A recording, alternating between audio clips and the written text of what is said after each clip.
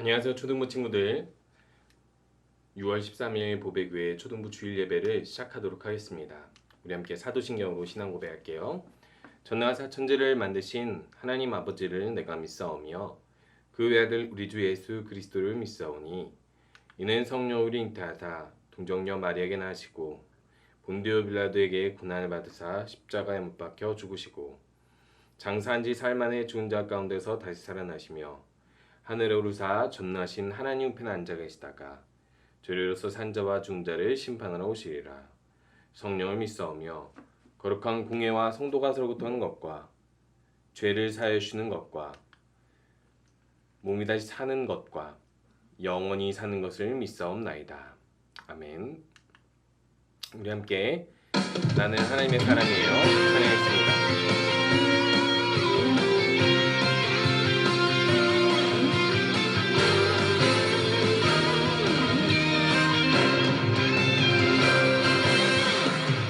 나는 야곱외로운 하나님 사람 세상에 살지만 하늘을 품네 주의 말씀 내 모든 삶 기준이 되고 주와 함께 걸어가는 친구로 살리 언제든지 어디든지 주님 따라가리 하나님 나를 보며 기뻐하시고 세상은 나를 통해 축복을 받네 하나님 사랑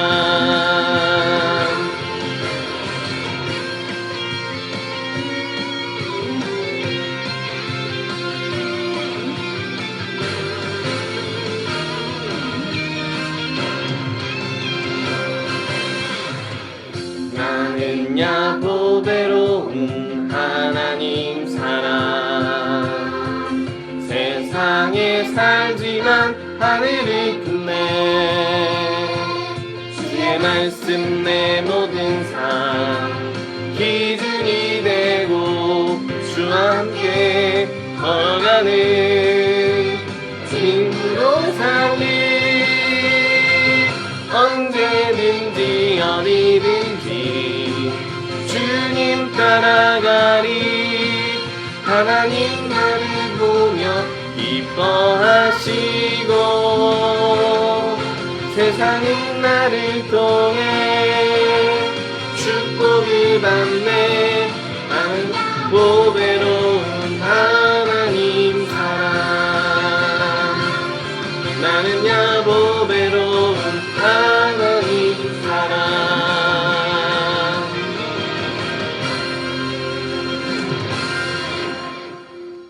우리 함께 기도하는 시간입니다. 오늘 시간 기도할 때에도 하나님, 내가 하나님 말씀을 통해서 주님의 뜻을 들을 때에 주의 깊게 듣게 하여 주시고 또 우리가 들은 것을 실천하는 어린이가 되게 하여 주시옵소서. 우리 함께 기도하겠습니다.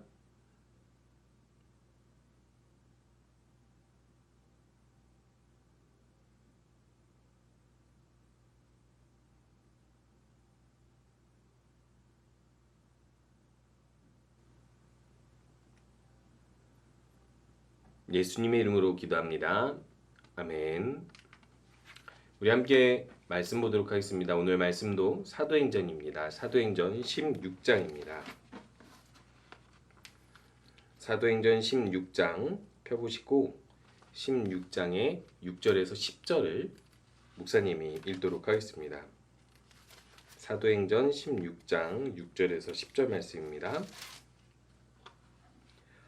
그들이 아시아 지방에서 복음 전하는 것을 성령께서 막으셨기 때문에 바울과 그 일행은 부르기아와 갈라디아 지방을 두루 다녔습니다. 그들은 무시아 지방 가까이 이르러 비두니아로 가려 했습니다. 그러나 예수님의 영이 허락하지를 않았습니다. 그래서 그들은 무시아를 지나서 드로아로 내려갔습니다. 바울은 밤에 어떤 마게도니아 사람이 바울 앞에 서서 마게도니아로 건너와서 우리를 도와주십시오라고 애원하는 환상을 보았습니다. 바울이 그 환상을 본 뒤에 우리는 하나님께서 우리를 부르셔서 마게도니아 사람들에게 복음을 전하게 하셨다고 확신하고는 즉시 마게도니아로 떠날 준비를 했습니다. 아멘.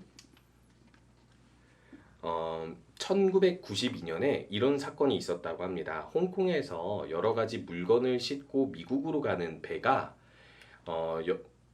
너무 큰 풍랑에 의해서 잠시 흔들리면서 그 안에 있었던 이 엄청나게 큰 컨테이너 박스, 우리 집만한 박스가 있거든요. 그것이 쏟아졌다라고 이야기를 해요. 그러면서 물건들이 쏟아지게 되었는데 그 물건들 중에 이 어린이들이 목욕할 때 물에 둥둥 띄우는 오리, 노란 오리 인형이 28,000개가 있었는데 물에 뜨는 인형이다 보니까 바다에서도 28,000개가 떴다라고 이야기를 해요.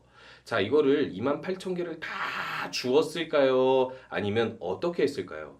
잘 생각해 보면은 이 많은 사람들을 동원해서 28,000개를 줄 정도까지 되게 고가의 물건도 아니고, 그렇다고 해서 이것이 바다에 큰 위험을 일으키진 않으니까 어떻게 쓰면 좋을까 해보다가 해양 과학자가 이것을 맡아서 뭘 하냐면 이 해류를 분석하기 위해서 바다의 흐름이 어디로 물이 흘러가는지를 분석하기 위해서 28,000개를 한번 놔둬보자라고 했더니 10년 동안 28,000개가 이 바다의 물결을 타고 여러 군데로 가는 것을 조사했어요. 조사했더니 신기하게도 호주 혹은 알래스카, 남미, 정말 여러 세계 곳곳으로 이 러버덕 인형이 도착했다고 이야기합니다.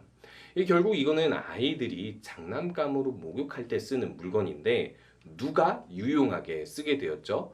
해양 과학자들이 해류를 분석하는데 유용하게 쓰게 되고, 결국 그것을 통해서 후대의 사람들, 우리 같은 사람들이 어떤 유익들을 많이 보게 되었던 거예요.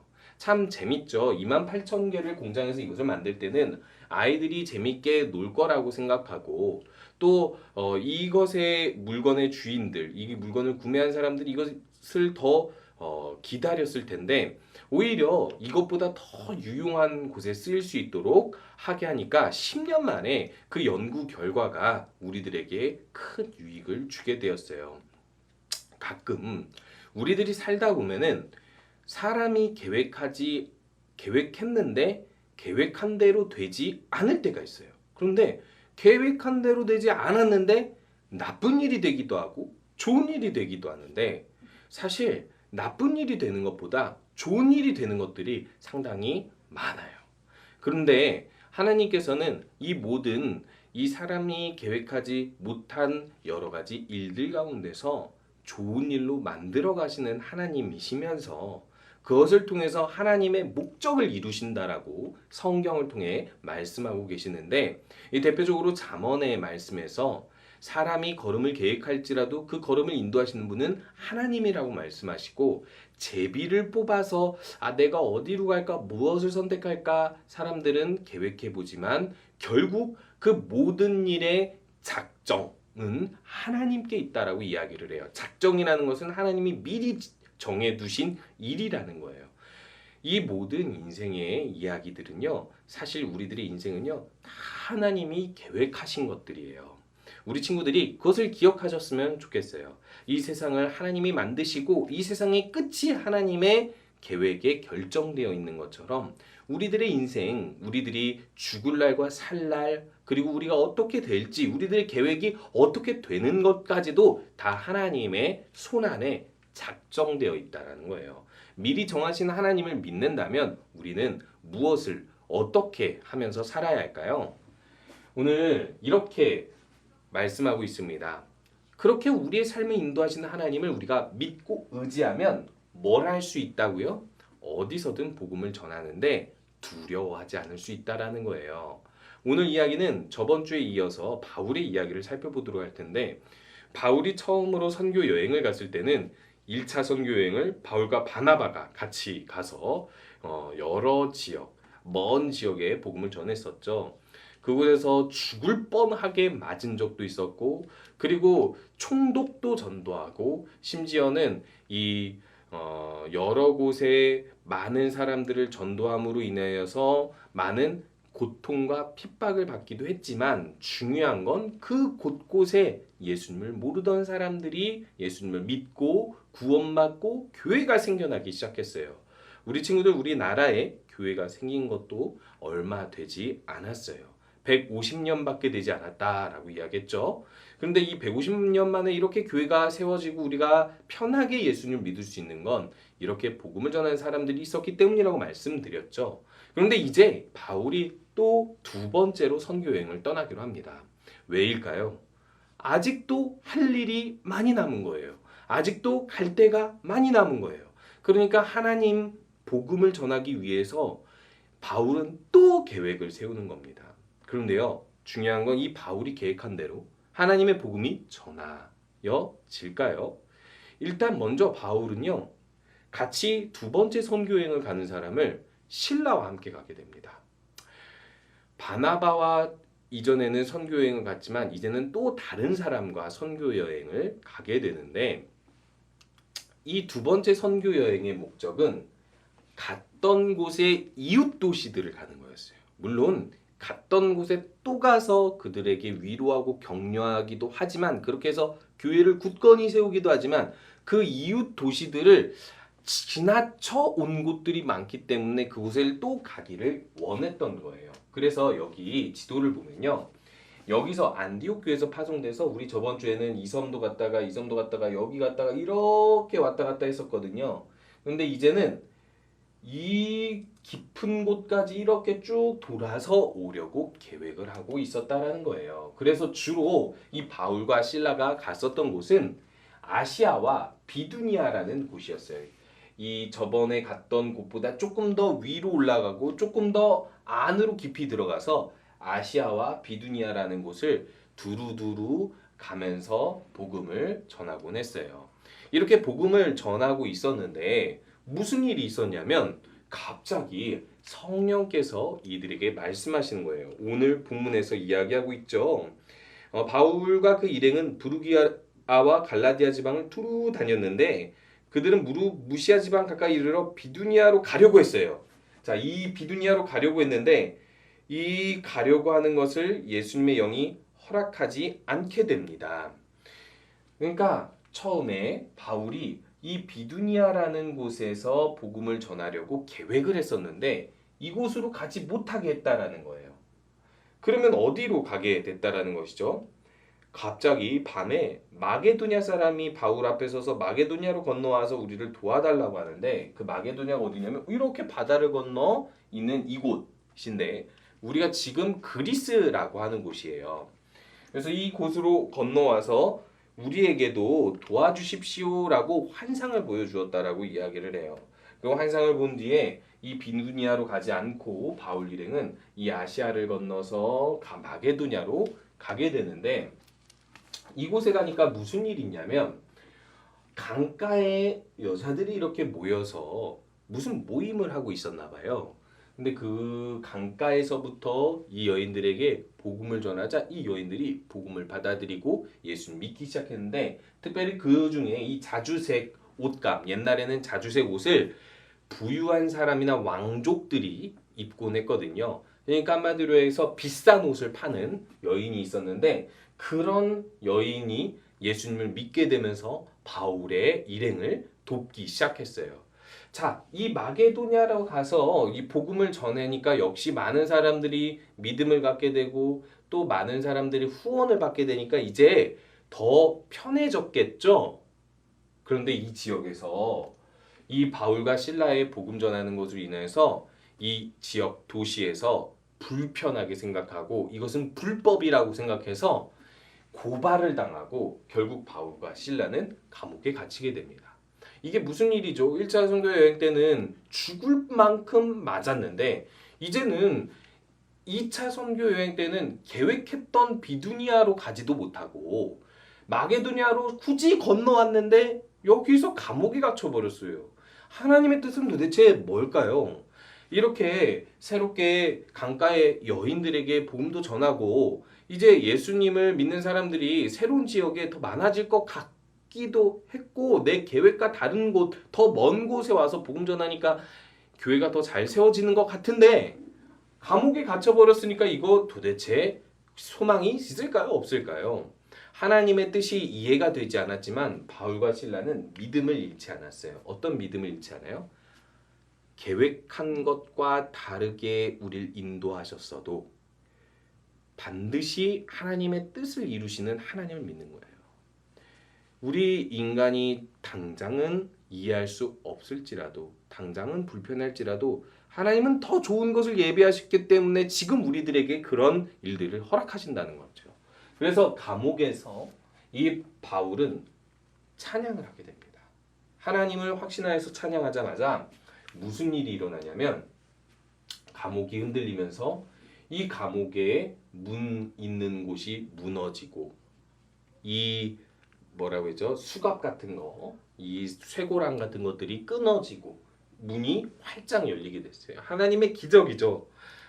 말도 안 되는 이 하나님의 기적으로 말미암아 바울과 실라는 이 감옥에서 나올 수 있게 되었는데 나와서 바로 도망가지 않고 뒤돌아보는데 어떤 한 병사가 이곳을 지키던 병사가 죄수들을 지켜야 되는데 죄수들이 도망가 버렸잖아요. 어찌됐든 그것으로 인하여서 큰 이제 책망을 듣게 된 거죠.